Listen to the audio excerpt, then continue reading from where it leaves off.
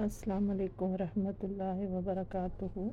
جس طرح تنہائی میں کیے جانے والے گناہ اللہ کو بے حد ناپسند ہے، اسی طرح تنہائی میں کی گئی عبادت اللہ کو بے حد پسند ہے۔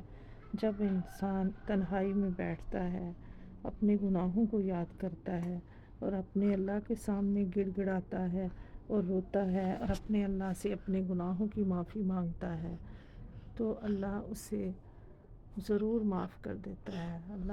اللہ فرماتا ہے، اے فرشتوں دیکھو، یہ میرا بندہ، اس کو پتہ ہے میرا ایک خدا ہے اور اسے پتہ ہے کہ وہ گناہ پہ پکڑتا ہے اور وہ نیکیوں پہ بہت بڑا اجر عطا کرتا ہے، تو فرشتوں میں نے اپنے اس بندے کے گناہوں کو معاف فرما دیا۔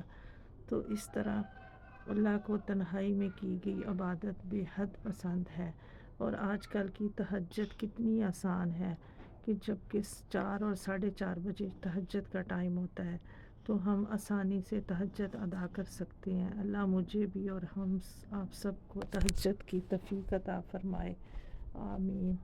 اور اللہ ہم سب کو قرآن کو ترجمے سے پڑھنے اور اسے سمجھنے کی توفیق عطا فرمائے، اور اللہ ہمیں اپنے خالص دین پہ چلنے کی توفیق عطا فرمائے، جس میں ہم اللہ کو کسی کو اللہ کا شریک نہ ٹھہرائیں، نہ کسی دربار والے، نہ کسی پیر کو، نہ کسی اس طرح کے لوگوں کو، بدعت اور شرک والے لوگوں کو، کسی کو اللہ کا شریک نہ بنائیں۔ اللہ کو ایسے دل نہیں پسند، اللہ کو قلب سلیم پسند ہے۔ اللہ ہم سب کو قلب سلیم عطا فرمائے، آمین ثم آمین۔